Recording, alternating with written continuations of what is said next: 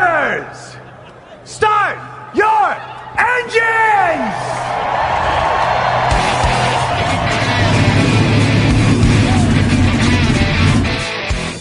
Hit the pace car! What for? Because you hit every other damn thing out there, I want you to be perfect. When I'm driving, I got a guy on the radio who talks to me. It's him, but he talks to me. Well, I wanna be a race car driver, pretty girls eating from my hand, yeah. Wanna live a life of fun and danger, no sweating working for the man, alright. Hey, race fans, welcome to the Hoobazoo Radio Network, and welcome to the Drafting the Circus program. My name is Frank Santoroski. I'll be your host for the next hour as we talk about this past weekend in racing. Joining me this evening, I've got Luis Torres and Richard Youden. Guys, how we doing? Good, thank you. Pretty good. Pretty good, yep. So big weekend for NASCAR. All three of the National Touring Series of Crown Champions at the Champion Week in Phoenix. Much look forward to. This season that seemed to took forever to get going. We had a lot of double headers and midweek races and all kind of NASCAR pulled all kind of stops out to get them a season in. We ran races with no practice and no qualifying, but at the end of the day, we were able to get through the entire playoff format as planned. And at the end of the day, it's young Chase Elliott who is crowned the NASCAR Cup champion. Austin Cindric is the Xfinity Series champion. Sheldon Creed won the championship in trucks, and then ARCA West also wrapped up their season with 15-year-old Jesse Love becoming a champion in that series. So, guys, Phoenix, we had now. Richard, you very optimistically picked Chase Elliott to win this thing, and it's not optimism. It's not optimistic. It was a well worked out pick. As evidenced by the fact that you were dead on correct. And Chase didn't have it easy, failed pre-race inspection, had to start from the back. So let's talk about young Chase and his championship run. A bit of a dark horse, wasn't he, really, I think. But when you have the, you get into the final, the World Series, if you like, and, you got a team like Hendrick backing you can never be discounted. But I think he had, 5 race wins, including the final 2 races of the year, and you got to be in it to win it, and he was in it and he won it. So you've got to give him a huge amount of credit. And it's interesting that the last Hendrick driver to win the championship, Jimmy Johnson, when he won his 7th, he also failed pre-race inspection twice at Homestead that year. So obviously Hendrick aren't afraid to push the limit. And actually, no. I stand corrected. Jimmy Johnson didn't fail post-race inspection twice when he won the championship. He passed inspection, and then they altered the car while it was sat on pit road waiting for the race to start. And a NASCAR official spotted that change, took the car back for inspection, and it failed. So then they put him to the back.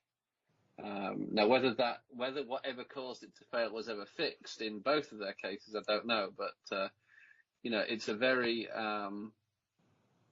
interesting dynamic. How does that all play out when NASCAR turns around and says, well, I'm sorry, so your car's illegal, you can't rate, you've got to change something, and then the team says, well, no, we're not going to change it because we think it's legal. It becomes a very public standoff, and are you going to deny one of the championship 4 the chance to win the championship? The teams really do have, quite a strong way of sort of letting NASCAR a little bit due to the vagaries of that rule. Or the rules, implementation. So it's a very interesting cat and mouse games that the team play, and obviously Hendrick played it again this time, and they won. Yeah, it's obviously, we've talked about this in the past, after the championship races there, that sometimes it seems almost odd or seems almost staged that when we come to this final race, it's always those 4 guys that are in the finals are right up there at the front. And I don't know if that's that they put that much more preparation into it, knowing that they're going for the title. Oh, yeah. And maybe some of the other teams will hold back a little bit, or if they're just pushing the envelope.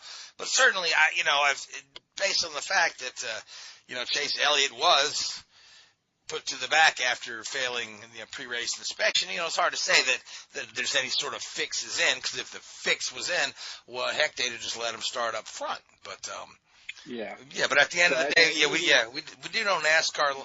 teams like to see what they can get away with. This is part of the culture of NASCAR, and it's part of how it works. And like I say, historically, we've seen the championship contenders at the front in the final race. Even if you go back, go back years and years, right? So say like 1992, right? It was between Kulwicki and Bill Elliott, right?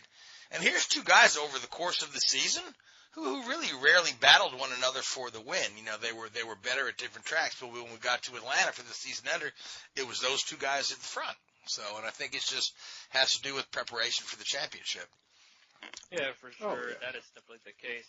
And also not just that, the top four were the championship four on all three stages. That to this day, only one time we've seen a championship four contender fail to finish, and that was obviously Carl Edwards in 2016. So the fact that we made it this far into this format and still among every incarnation of the championship before every edition that we've had, we still only had one involving an incident failed to finish. Kind of shows you the testament of how wise and how competitive this title chase is. And I believe it's the first time that all four championship contenders finished in the top four since it's been implemented, with Jimmy Johnson running out the top five, which was honestly a good way to end a career after what's been kind of like a torrid yet horrid final couple of years for him. Yeah, the last couple of years have been a little rough on Jimmy, but he wasn't horrible. He was never, he wasn't like, Richard Petty at the end of his career where they had to come up with a champions provisional so that he wouldn't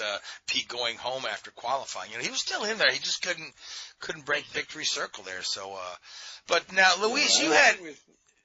Oh, go ahead. I think the thing with Jimmy Johnson's season is he actually started out pretty strong post-pandemic. You remember those runs at Darlington? Could have won. And it was could have really been up there in the first Darlington race.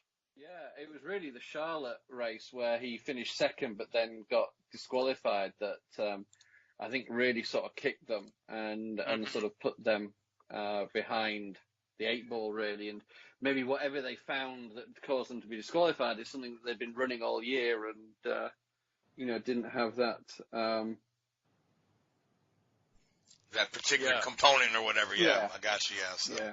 Now, Louise, when we were making our predictions for this championship race, you had speculated that one of the harder things for Chase Elliott to overcome would be pit stops. Yeah. You said that the team had struggled with pit stops. You have to be perfect 100% of the time to win championships. But it wasn't pit stops that bit Chase on this day, but rather I believe Keselowski has some issues in the pits. Yeah, and usually we hear about Penske perfect pit stops. So let's get into that a little bit because it seemed like Chase did a fine job and that whole team did a fine job in the pits all day, particularly when it comes to getting him from the back to the front. Yeah, Chase wasted no time to get towards the front. Like I said, in all three stages, the top four finished were in the top four on all three stages, and Chase was before the competition caution, he was already in the top 10, so we knew from there it's like he was going to be competitive. But the question is, certain components falling in his favor. For this big race, the crew were on it. Keselowski, on the other hand, were not. Keselowski did everything he could. He showed he probably had the best car among the four. As seen with the Xfinity race with Austin Cindric, he had the best long-running car. That's much of the same with Brad. But the problem is those pit stops, those slow stops, had to set him back. And then when BK finally got to second, it was too late to catch Chase. So because there was a long stretch of grief, I think the only notable caution that's not competition or stage related was just a slap brush on the wall by James Davison. So it was a clean race. That was a desperate yellow, wasn't it? Yeah, it was. No, it's silly. It's ridiculous. It's like I said to myself, no discredit to James Davison, but I felt like the way the season has gone, James Davison is often, or Rick Ware car are often the ones that are involved in these late race cautions or a certain caution that will twist the race around. And did it ultimately do that? To an extent, but not significant like the other times where, like a Daytona or where, for example, where you had that cut tire, then what was a clean super speedway race turned into a wreck fest at the very end. Yeah, so are you saying that James Davison or Rick Ware may be on somebody's payroll to So we need a caution. Get Davison on the radio. So because there's a couple friends Did of he have mine an itchy felt elbow? No, No, he didn't have an itchy elbow that needs scratching. no, that was just a spurt of the wall, but that was definitely desperate. They didn't need it. The way the race is shaped out, I don't think it'd be too dramatic, but in the end, Brad had probably the better overall car, just the crew let him down, period. yeah, there were stages of that race where Brad was definitely the fastest guy on the track. So, but I want to circle back to when you were saying that Chase Elliott made very quick work of getting back to the front.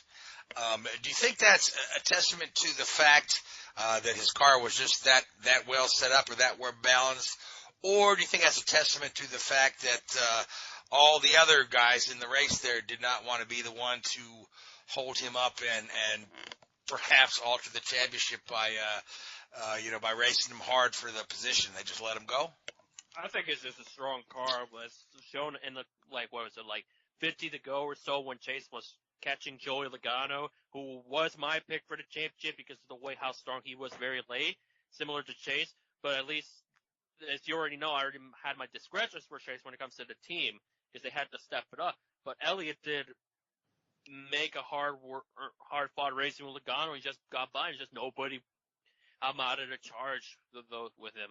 I don't think as much have anything to do with they don't want to interfere because there were times those lap traffic that were in the way. You'll have that. So I don't think as much of that. It's more or less that he's just had a strong car.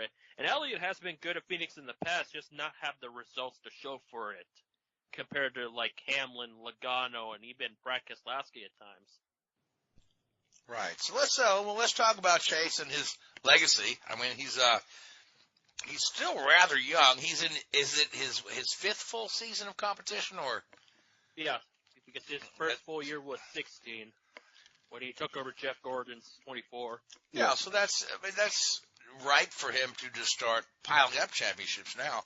Although, we haven't seen anybody actually pile up championships since the Jimmy Johnson and Jeff Gordon years.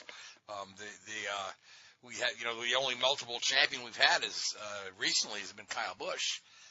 And he is the only one going into 2021 now. Right, yeah, with Jimmy out of the picture. So, but certainly, Chase has a lot of good years left in him. He's got a great team behind him. He's got a great crew chief there. So this could be, and sort of the kid has racing in his blood. Folks were sharing a lot of, old pictures of Chase Elliott as a child, just around the racetrack his whole life because obviously his dad was on the road racing all the time. And I still remember all of that when I first started watching NASCAR in 2003. The kids that I remember were Chase Elliott and John Hunter Nemechek. Look where they're at right now. That's why I made a comment that I feel real old because I remembered the first time watching NASCAR. I even remember the kids' names, the driver's sons' names, and now one of them is a champion. And here's the thing about Chase: it wasn't not that long ago, but when he was struggling to get that first win, people were saying, "Oh, he's a bust. He's all that." It's like, how is a guy finishing in the top 10? He's finishing in the top 10 in points every single season. He's made the playoffs every year. How is he a bust in his third full year? Yeah, he may not have had a win at the time, but he was pretty good. He's competing for wins. He's not wrecked the cars a lot. He's what I expected him because remember, the sky was the limit after he won at Darlington and then the Xfinity race when it was nationwide at the time. It's like, as soon as he won that race, like, this kid got talent. It's like, you don't go into Darlington the first time and win as a rookie. You just don't. Chase did it. And then he backed it up. And then he won Texas. And I was like, from there, it's like, he's going to be something. And lo and behold, we're now in 2020 where the sport's most popular driver did something that the others, like, Dale couldn't do, which was Dale Jr. But I think it's a good. I thought you were going to say Danica Patrick for a second. No, I can't believe to this day I cannot believe she never won most popular driver. You think that would have been the change, but nope. Dale Jr. Nation was that strong even to the twilight of his career. And people still love Dale. I mean, he's got a really wonderful podcast I listen to every week, and he's got a great TV show about lost racetracks that was on the Peacock, but now they're showing on NBCSN, and it's Dale is entertaining as always. So, but back to your point about somebody. Rain delay filler, isn't it? Yes. But to your point about somebody calling Chase Elliott a bust in his third year, I mean that's just crazy. 2018, yeah. Yeah, This guy, it's like once he wins, he's gonna go for it. And look what he's done. He's averaged 3 wins a year. Except this year he won 5. That's pretty good for a guy that is in their first 5 years to rack up an average of 3 wins or so a year. Yeah, he certainly has the makings to be the new face of NASCAR. You know, you've got guys like, folks have mentioned that sport has lost a little bit of that star power, with guys like, Jeff Gordon retiring and Tony Stewart and now Jimmy Johnson and all those, big names. And then what you're left with is, all these other guys, your Joey Logano's, your Kyle Bushes, right? Who really, they're big, or Denny Hamlin, who are really fine drivers in their own right, but they don't seem to have that, that star power, that just, that captivating personality that makes you the face of the sport. Certainly Jeff Gordon had that. Certainly Dale Jr. had that. Tony Stewart was a polarizing character as well. A lot of people loved him. So, but I think Chase got every bit of that potential to become the next new face of NASCAR. Especially as we go into move to the new car and the new new procedures and whatnot as we try to attack a younger fan base. Yeah, for sure. Does he have the swag like Dale Jr.? Probably not when you look back, but Chase has that star power, much like Dale Jr. Because of course before Dale Jr., Bill Elliott was the guy who racking up most popular driver every single year. Before Elliott decided to pull out from the sport and also from the competition, and the most popular I just think with Chase, sometimes when you look at him in interviews and in TV stuff, it just seems a little bit, maybe to take this the wrong way, it just feels like a little bit of hard work. He doesn't have that natural sort of flair, charisma side of things. Yeah, like swag, the swag or charisma, yeah. Yeah, and so that's where I wonder if he is. Obviously his dad had it, but you just think he's maybe a little bit more. I don't know. It just seems forced at times, and that's no disrespect to the kid. I mean, everybody's different, but I certainly think there are some guys out there who are maybe a little bit more suited to the sort of mantle of carrying the sport on its shoulders, sort of thing. Yeah, time will tell. Here's one thing: Chase has handled it real well. Unlike Jimmy Bly, who can't handle anything well. You want to be like Jimmy Bly. You had to make a driven reference, Yeah, you don't want to be a Jimmy Bly as far as handling stuff and all the buzz and hype is, because good lord, that looked like a guy that would probably snap in a heartbeat the way he handles stuff. Well, he did, didn't he? Snap. He stole the cars, the prototypes, drove it down the street. Yeah, or just the littlest things, but yeah. And also, I think he's more like mild-mannered or humble, kind of like Alan Kawicki in a way. And I think somebody put it on an excellent analogy. It seems like the Hooters drivers from the past and right now are mild-mannered human beings. They're not like your charismatic, polarizing folks. They're just a more mild-mannered, which is kind of interesting when you look at it. Yeah. Because remember, Jimmy Johnson, back in the day,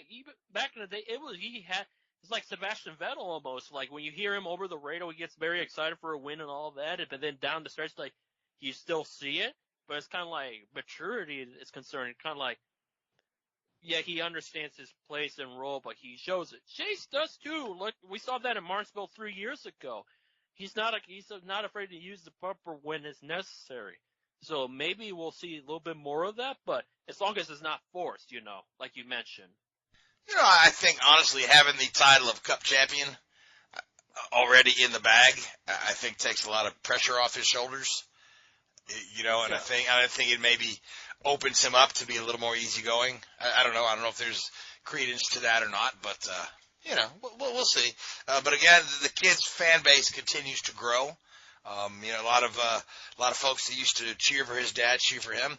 A lot of folks that are new to the sport cheer for Chase because he's young and the kid wins races. So, but so we're done with the 2020 season. That was a very interesting one. Again, I remember months and months ago we thought all we were ever going to get to watch was iRacing, and the only one really excited about that was Seth. But at the end of the day, NASCAR was able to get.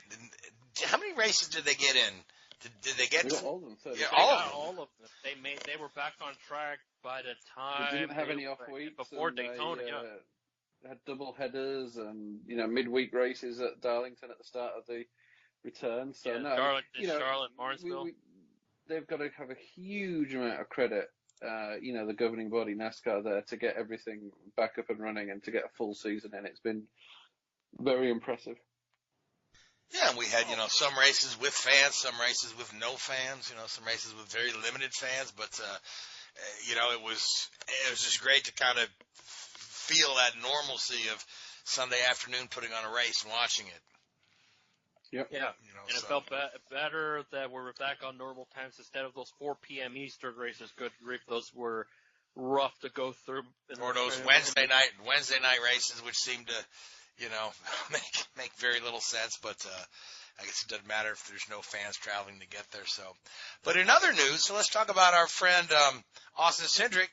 Guy let's say one step closer to the Indy 500, Austin Cindric, who famously said, I believe my path to the Indy 500 goes through NASCAR. We still don't know how he came up with that, but he capped off a really good season, and he had some stiff competition through the season. This was not handed to him in any way, shape, or form. The 4 guys battling for the Xfinity title, it was as tight as the Cup title. There was a very, very evenly matched. Could have went either way, but Austin handled himself very well at Phoenix. Was given a great car by the Penske organization, and was able to bring that one home. Oh yeah, for sure. He like I alluded to earlier with Brad, Austin had a strong long run car, whereas Justin Allgaier, who was basically the biggest threat in that whole entire race, just could not get it dialed in when it comes to the longer green flag. He was a good short runner, but when it comes to the long haul, Cindric was just exponentially better, and he did what he had to do to be champion, because everybody said it's going to be Briscoe versus Cindric. It looked like it was going to be the case in the opening stage, but Briscoe just struggled down the stretch. Just like, what is it with Stewart Haas cars in the Xfinity finale just coming in as potential favorites based on the past or dominance, and they don't get it done in the finale? We said, like, Cole Custer a couple times, like, oh, we're going to home state, he's in the championship, oh, he's going to win the championship. But no, Tyler Reddick was the one who did it, outsmarted him, and just had much better car. Custer just couldn't get there. In the case of Briscoe, Seth Phoenix just lost him, and then he ultimately brought up the caution that sent it into overtime, to which Austin was very upset about. It's like, they're very close, they're good friends and all, but when that championship's on the line, every man for himself, all bets are off. Fortunately for Cindric, he was able to get it done. Now, they were telling, I heard on his radio, they're telling him to don't worry about Gragson, Noah Gragson, because he was probably the best of the rest. Gragson, some people say it was either going to be Ross Chastain or Noah Gragson that's going to factor into this thing. People were saying Gragson is the reason why Allgaier lost the championship. I looked at Austin's onboard. It looked like to me that they were just hard-fought racing. Nobody cost anybody nothing. Just Cindric just had a much better motor, and if I recall correctly, fresher tire. No, did the same strategy as Sheldon Creed did. Now that I remember, because that played. Yeah, he grabbed new tires right close to the end for the final stint. Yeah. Now remember piece of it together. But no, people are saying that Gragson cost Allgaier championship. Didn't look like it that way. They just drove their tails off because wanted to get Cindric cost both those guys a championship, by winning the race. So. Oh, but that too. Well, Gragson wasn't in the championship for. He was just looking for a win, period. Right. Justin Haley was the other guy.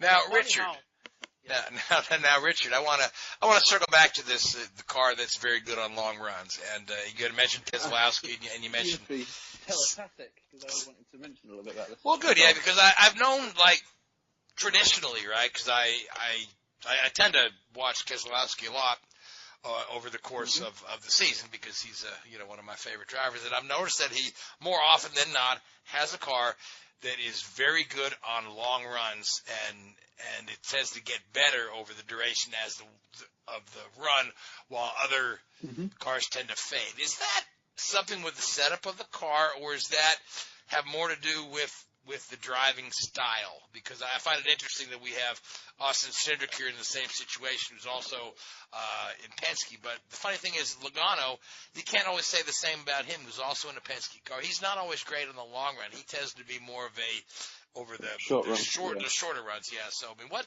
is it that makes a difference? Is it setup, driver, tires? It's a bit of everything, really. Predominantly setup, I'd say. But we know about Brad that he is extremely talented at he's like the Scott Dixon, isn't he? You know, eking out fuel mileage and being able to make that car last a little bit longer. And as you say, a good long run car there. But it is predominantly car setups, whether that's tire pressures, track bar, things like that. And I think what you've noticed, or what I've certainly noticed anyway, in the last 2 or 3 years, that sort of style differentiation between long run, short run has become far more obvious again. And I think a lot of that's to do with the removal of the driver adjustable track bar.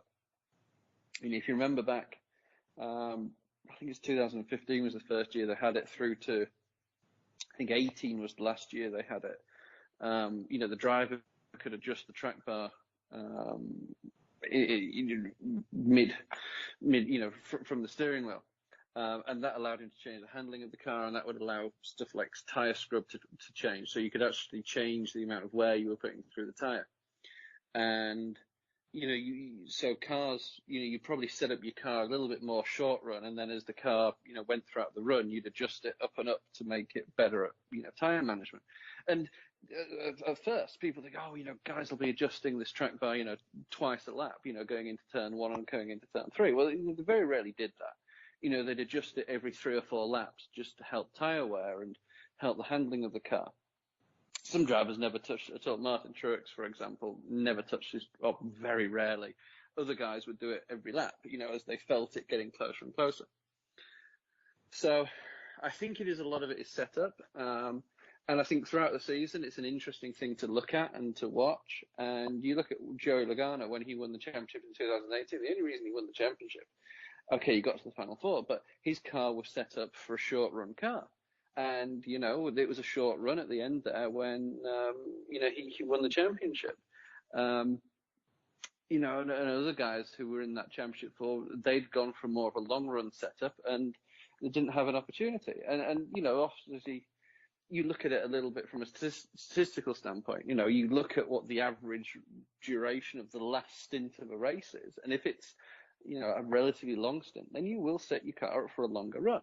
Because at the end of the day, that's where, you take home your check, isn't it, on that last stint going to the checkered flag. So it's all a little bit analytical. But unfortunately, the last race of the season, it's, when you've got a championship on the line, you've got to play to your strengths. And if your strength isn't long run, then you set up a short run car and vice versa. So it's probably more obvious at that last race of the season because you can't, you've got to go for it and you play into your strengths.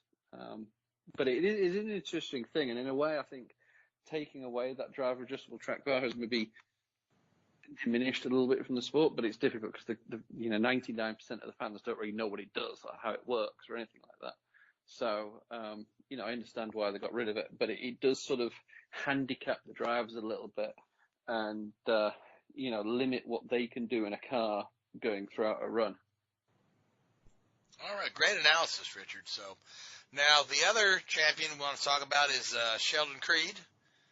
So, Louise, did you get a chance to watch the truck race? Oh, for sure. That one, that one I think is where more people were angry about the most compared to Cup and Xfinity. The Xfinity people were mild-mannered due to the fact they had their reasons because, the cumulative point system, the old way would have Cindric as the only one that won both systems. Obviously, racing would be different, but that's besides the point. The biggest thing that will happen is at the end of the race where Tanner Gray and Dawson Cram got into it, and the old front stretch of Phoenix, bringing out a caution that said it overtime. The guy out front was Brett Moffitt. Moffitt, not only he was looking for that second championship in the last 3 seasons, he's also fighting for his job. He has no contract for 2021. So what did they decide to do? To put Moffitt into the pits, try to see if it works to get into that championship. But then when the race resumed, he got Ben Rhodes and several other drivers kind of got into it. Your wild Phoenix restarts happened, and a lot of people got angry at Ben Rhodes once again for hurting Moffitt's championship. Moffitt had a beautiful looking truck. He was driving Jimmy Johnson's 2006 throwback, thanks to Plan B sales and all of that sponsorship. It was looking like, Moffitt's going to win the championship in Jimmy Johnson's colors, but then down at the very end, Sheldon Creed just had a stronger restart and much fresher tires that got the job done and ultimately got his first championship. And now, when you look at Sheldon Creed, he's going to be known as an ARCO champion, a Stadium Super Truck champion, and now the Truck Series champion. And Creed had a good season.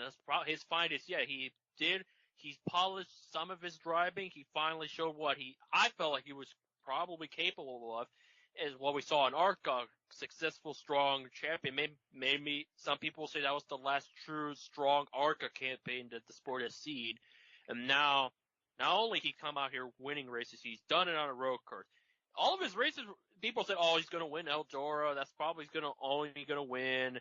He'd probably be okay. But no, not Moffitt. Sheldon Creed has grown into a damn good Truck Series driver, to nobody's surprise, to not my surprise, because I said he's probably going to be good. But the fact he got the championship is a good sign. But Moffitt, he was certainly the outlier, the dark horse coming into the thing. You didn't hear a lot of people talking about Sheldon Creed.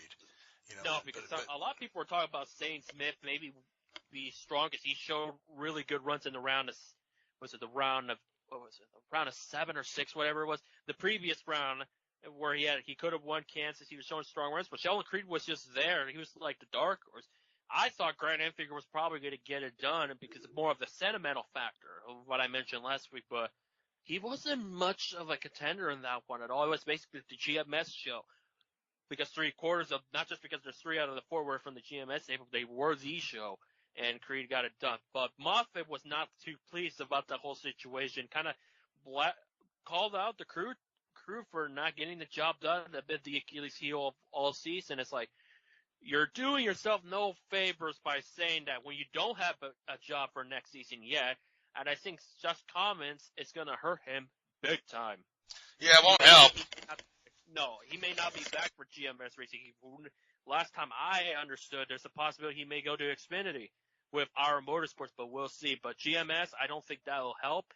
Fortunately, somebody asked at the post conference if Mike Beam, if he heard what Moffitt said on the television. He hadn't, so he'll have to observe and see what happens. And I'd imagine if we don't hear Moffitt coming back for GMS, that's probably the final straw.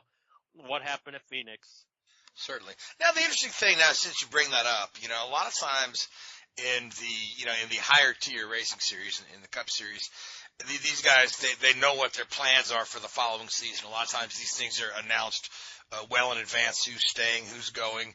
But when you come down to the Junior Series, the Truck Series, a lot of these guys, their plans are up in the air, right into the off season, right? So like every little bit counts, especially when we get down to the stretch there. And there's so a lot of these guys you're auditioning for a job for next year. There's like because right, like the expectation in the Junior Series is to move up.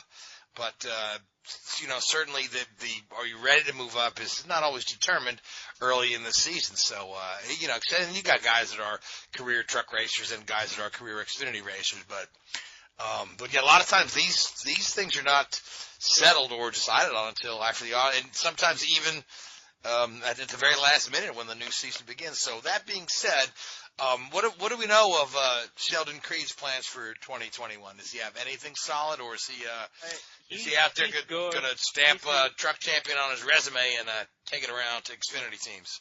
Creed is in the clear, so is Tyler Ankrum and Zane Smith. Moffitt is the only one that has no dotted line for GMS Racing, whereas Jack Wood does out east / Sioux Chief Challenge in ARCA. Sam Mayer, of course, going to Xfinity in the second half once Josh Berry does the first half. So now when you say these guys are in the clear, you mean they're back in the truck series next year, correct? Okay. Yeah. All right. So another year of trucks at least for Sheldon Creed. Yeah. Pretty much another year for him.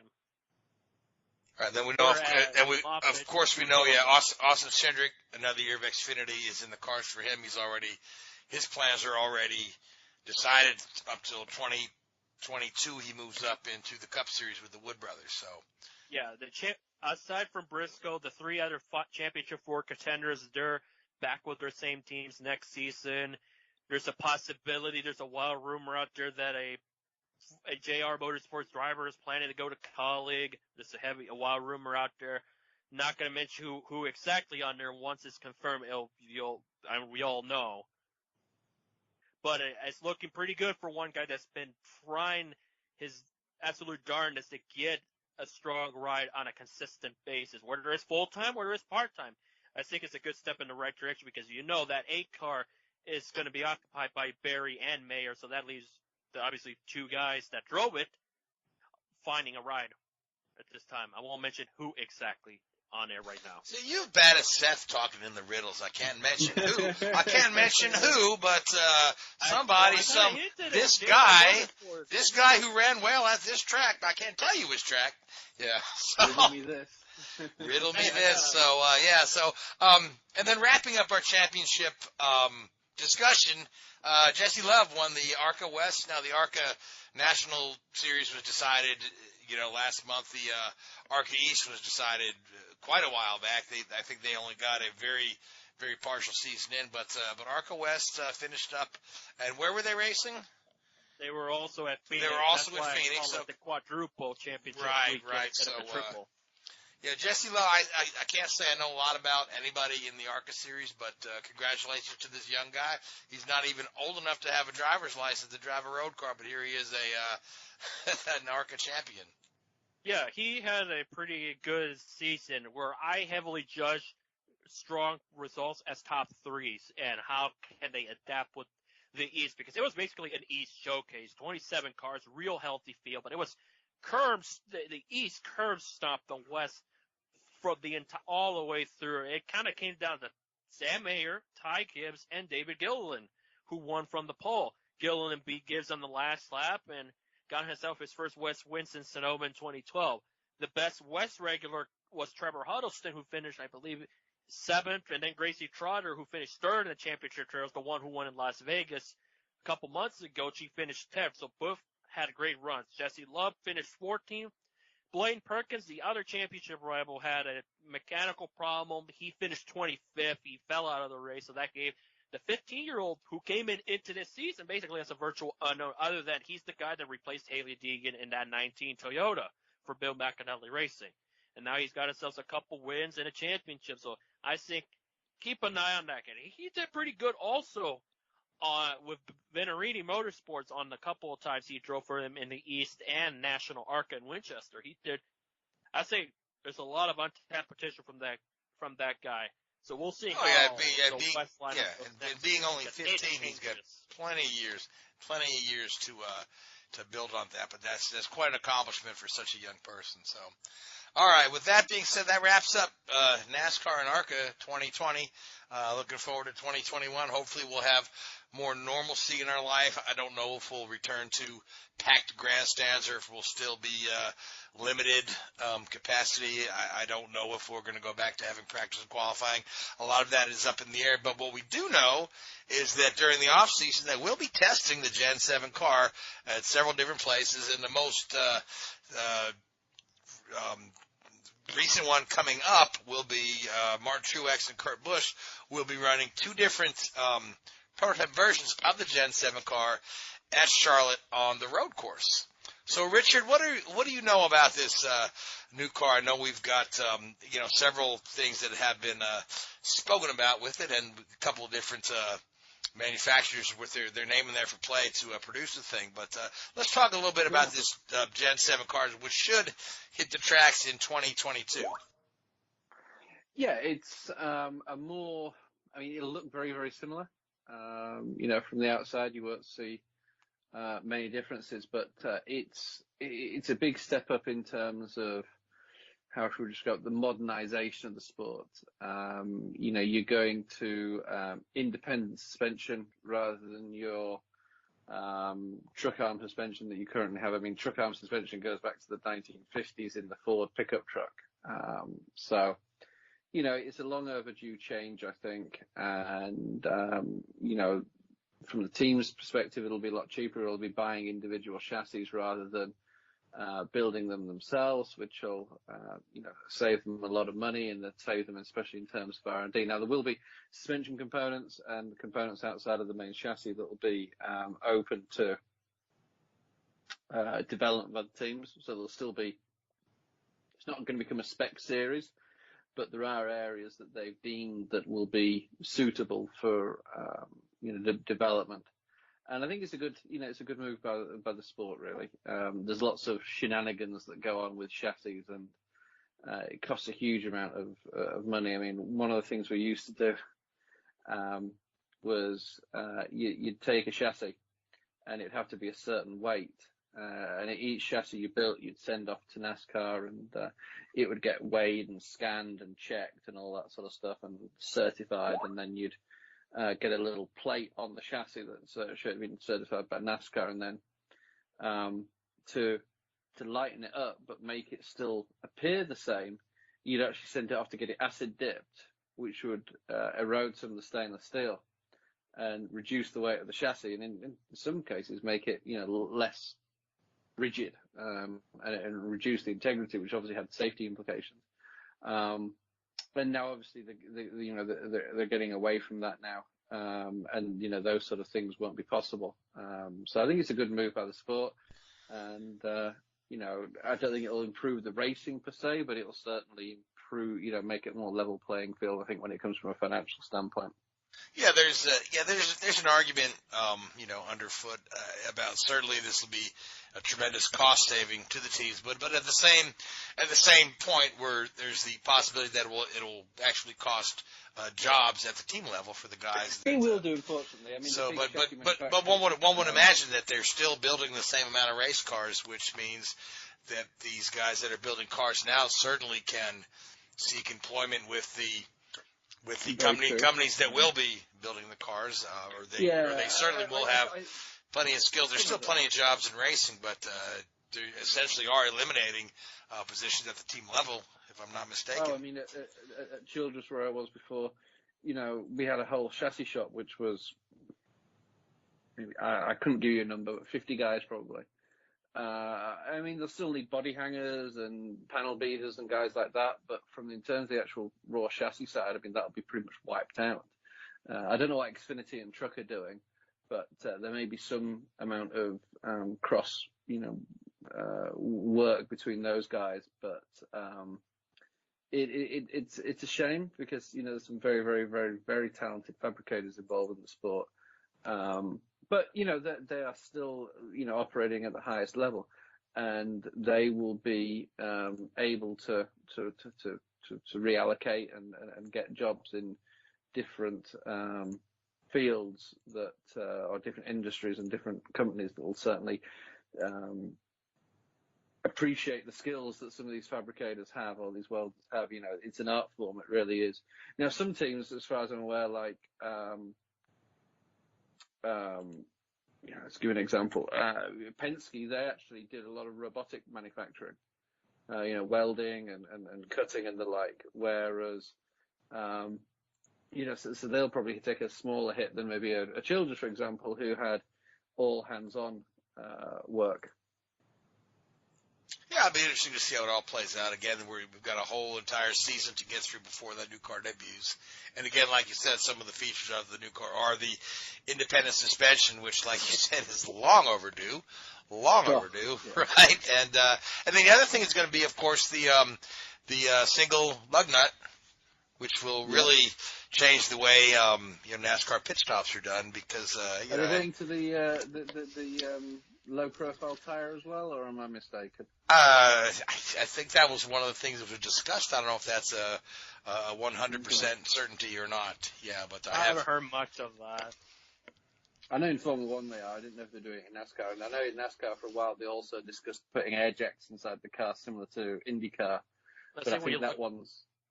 I think the rim's a little bit more bigger on the side, a little bit more compared to the NASCAR ones. I think I've heard that as well. Yeah. I know, the advantage with having an air jack would be, cost saving is you wouldn't need to employ a jackman. But then obviously you've got the weight of the car and the complexity of the car, so who knows? Well, but I mean, at the end of the day, that jackman is not just a jackman who does his job 5 times on Sunday. That's a full-time employee who has a job at the shop as well. So not always. Not always. Okay, that's interesting. The big teams, the Gibbs and the Hendrick and the guys like that. Either their pit stop guys typically will be 75% pit stop crews. They'll do a little bit around the shop, but the majority of their job is as a performance athlete, which these guys are. When you watch them up close and you really, we did a lot of work on pit stop performance and, trying to give them tools to analyze the pit stop strategy or the pit stop timing and the strategy of how they move around a car. It's a real skill. So a lot of these guys were 75% allocated to pit stop work. It's very impressive, as Brad Keselowski can probably testify right now. Certainly, yeah, but no, I guess I'm just used to the IndyCar model where most of your pit crew guys have a Monday through Friday job at the shop, and so. No, all of the pit crew guys in NASCAR at the big teams, as I say, will be selected as a pit crew guy who can hold a wrench if needed, or lay a harness in a car, or put a wrap on, or whatever it may be.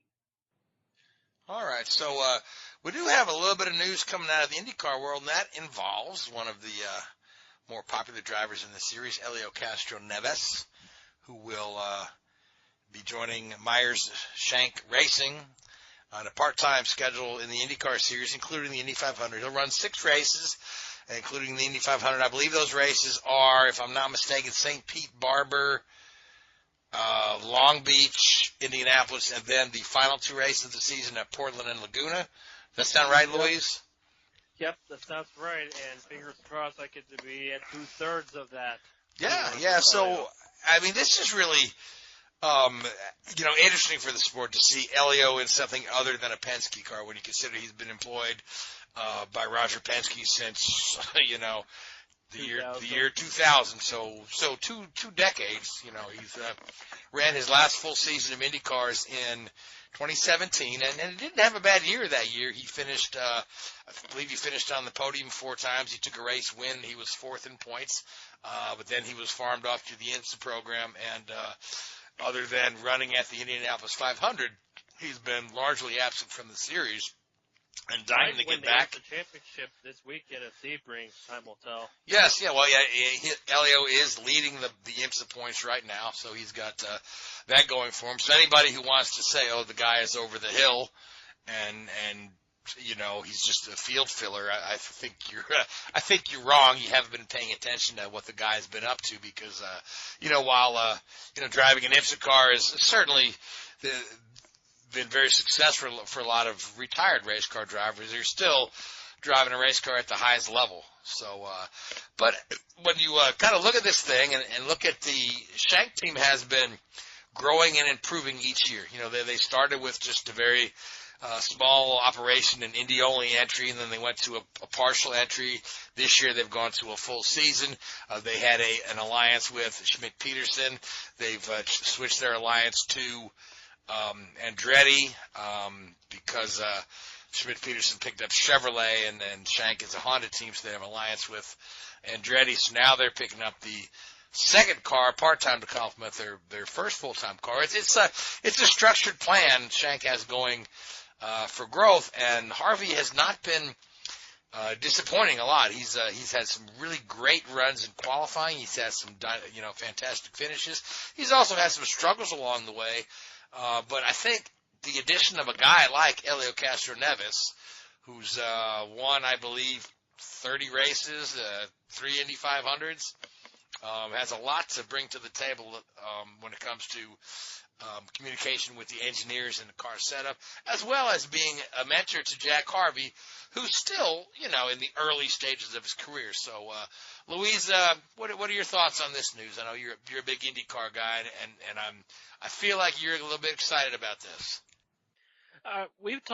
We mentioned this a couple months ago when Shank were looking to expand to a second car in IndyCar. We're talking yes, about Elliott I did call this 2 months ago. I said this was going to happen.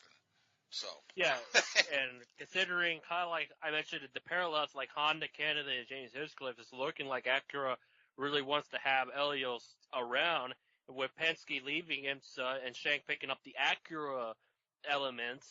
It seemed very evident that Elio's next team is going to be with Meyer Shank, and the fact that this is now happening is very encouraging.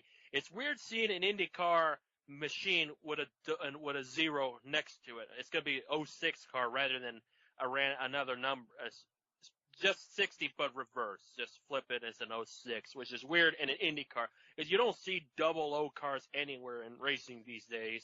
Yeah, so there's been a couple of 0-something cars in IndyCar over the year, but yeah, not a lot. Not recently. I think it's like since Newman Haas. Rick Ware runs. Is it Starcom that runs 00? Oh yeah. Thanks for reminding me about that one. I don't know why I keep thinking they're number 99. Maybe it's because Derek Hope comes to mind. I don't know. But you're right. Yeah. Thanks for reminding me. Whoop. Yeah, it was bound to happen at some point. I'd make a goof moment. But, oh, well, it is what it is. We're all human.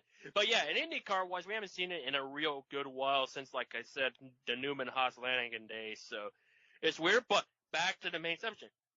This is great for Helio to get some opportunity. Sure, it's only one oval instead of Texas and Gateway, but it's the biggest one of them all. In fact, and it's still a part-time deal because I know in the past you hear people say that Helio wants to come back to the sport full-time. Maybe this is a step in the right direction, and maybe if he does real good, maybe sooner or later, maybe in 2022 or 2023, we might see him back on a full-time basis. But yeah, we do know that Meyer Shank ultimate goal is to run 2 full-time cars. They're just doing that in stages. So, if Helio does well and, attracts sponsorship and funding, which is always a stumbling block for any team's expansion, is that funding. It could turn into a full-time ride for him. But when it comes to, I like to be in the series full-time, and there's precious little full-time rides available, you're going to take what you can get. And in my mind, this is a pretty good opportunity for him to get. Yeah, for sure. It's a different feel. It's the first time since 1999 he'll be driving for one team not named Penske when he drove for Hogan. Sure, he drove for Arrow McLaren late in the season, but it's the first time, 2021 will be the first since 1999 that he'll drive for one team not named Roger Penske instead of just driving for Penske and then somebody else. So it's going to be a different transition, a different feel, but I won't be awfully surprised if that second car does good, kind of like what we saw with Harvey in the past couple of years. I mean, the other thing Helio brings to the table is 20 years with intimate knowledge of how the Penske organization operates, and for a growing team wanting to expand, I'm sure that Helio has some very good ideas of at Penske we did things this way or they did this that can only I'm not saying they're crazy trade secrets, but certainly he's been heavily immersed in that operation that has been very successful. Yeah, and that's what we talked about. That's going to be very key for Meyer Shank. You need an established veteran to expand the program. Harvey has done real good for that team, but it never hurts. It never hurts to have an extra car. It's in fact, these days you thrive on having multiple cars in IndyCar. A single car is very difficult to compete for the championship. It really is. Oh, yeah, I mean, just evidenced by the fact that, Penske's expanding to 4 cars, and so is Chip Ganassi. And these are guys that have cut back their operations in recent years while, Michael Andretti has continued the multi-team format. We see that, Chip and Roger are gravitating back towards that. So, all right, with that being said, we've got just a couple of minutes left. So, Richard, Formula One, we've got, Turkey coming up this weekend? Richard? Yep, Turkey is the next round. Yep, mute doesn't help. Yes, return to Istanbul and the infamous Turn 8. And another sort of old school track, if you like, that's making a return. Turkey's that old. When was the track first used? Early 2000s, so it's less than 20 years old for sure. But no, it's going to be good to go back there and see what these cars can do around that Turn 8. You imagine that they generate so much downforce these days that they'll just sit there and just turn left, and as if it's not there. You look at some of the videos from back when they used to go around there, and the driver was like soaring away at the wheel, and the back end was stepping out, and those tyres were failing. But I can't quite see that being the case. But I think it's a great track, and taking opportunities. And now They're gonna step it up too. And Lewis has the opportunity to clinch the championship this round, right? Yes, I don't quite know all the permutations of it, but yes, very true. He could walk away with the championship this weekend. It's sooner rather than later, isn't it? I mean, it's going to happen at some point. But he's going to win it, and he deserves it. He's been very impressive this year. Of course, but, yeah. But I guess Richard, the bigger news is that Formula One has announced a 23 race schedule for next year. Yeah, 22 confirmed races with Vietnam being pulled from the schedule, which is a shame. If they don't go there, looking at all the track maps and the simulations, it looks like a fantastic circuit. But unfortunately, one of the lead promoters for the race has been arrested on fraud charges, not related to the race, but some of his other ventures. And so it may be that we don't go to Vietnam, which would be a great shame. But there is an empty slot there in April. Maybe an Imola or a Turkey or one of these tracks that we, Mugello or Portimao or somewhere like that, could potentially step up and fill that spot and, make it, this whole COVID situation. Yeah, I mean, the whole COVID situation, as difficult it has been for a lot of people, also could potentially present an opportunity for a track like that to step up and, grab a race and make a return to the calendar on a more permanent basis. But, so there's a new, 23 races is a lot. It's not like NASCAR where for the vast majority of the races, the guys are home Sunday night or, very early Monday morning. If you do some of these flyaway races, you as a mechanic or a, team member, you can be away from home for almost a month at a time. So, it's not easy on the guys, and that schedule is going to be demanding and challenging. Oh yeah, without a doubt. So they're looking at beginning in April, ending in December, is what I had read. I guess we are returning to COTA next year. That's correct. Yep, COTA. At the moment, yes. At the moment, yes, yeah. That's got to be considered up in the air given the financial difficulties the track is having. But then there's always the whispers of a second U.S. Grand Prix that Liberty Media would really like to see, and everything so far has fallen through. But at the same time, you still hear these whispers that Roger Penske has a turnkey solution as a FIA Grade 1 track right there in Indianapolis. Is more than willing to talk to Formula One about returning the U.S. Grand Prix to the racing capital of the world. Yep, and they got that chicane. Yeah. Yes, probably needs a little bit of work done on the track there, but a little bit. But the only new venue they've added for 2021 is at Jeddah, which is the penultimate round before they go to Abu Dhabi, in which people are not too keen about it. Yeah, so Saudi Arabia has a contract for a new circuit, which I think is going to be built in 2023, which is a complete new facility, similar to what they have in Abu Dhabi, a complex, with other features rather than just the racetrack. But I think to get them on the calendar, they're looking at having a street circuit there for a couple of years, a temporary street circuit for a couple of years before they go to this new permanent circuit. And yeah, you're right. Some of the human rights history of Saudi Arabia certainly leaves a lot to be desired for many, many fans of the sport and just general decency, I think. Yeah, but all the tracks that we had this year. Well, I see people criticise, but you look at Bahrain. Bahrain, unfortunately, hasn't been a shining light of social reform over the last 10, 20 years, and we still go there quite happily on a regular basis. So I think it's very, very difficult for people to question that when we have those things going on an annual basis, and nobody questions that. So we'll see what happens. It'll be another circuit on the calendar. I haven't actually seen a map of the circuit yet. I'll have to have a look, see if there is one out there. But I mean, it's the growth of the sport. It's an oil-rich nation. It's with Bahrain, Abu Dhabi, places like that. That's where the sport's moving in many, many ways because of the sheer financial clout of the nation, and also it's be an event that's backed by the government and the royal family of Saudi Arabia rather than a private investor, which obviously always makes it a little bit difficult to secure funding. So we'll see how that goes. Yes, we'll see how that goes, and we'll talk more about that next week, I guess, because we are out of time. So I do want to thank you, Richard. I want to thank you, Louise. I want to thank the Hoobazoo Radio Network, Google Podcasts, Spreaker, and iHeartRadio. But most of all, I want to thank you folks who listen to us every week. Until next week, good night. Hoobazoo.com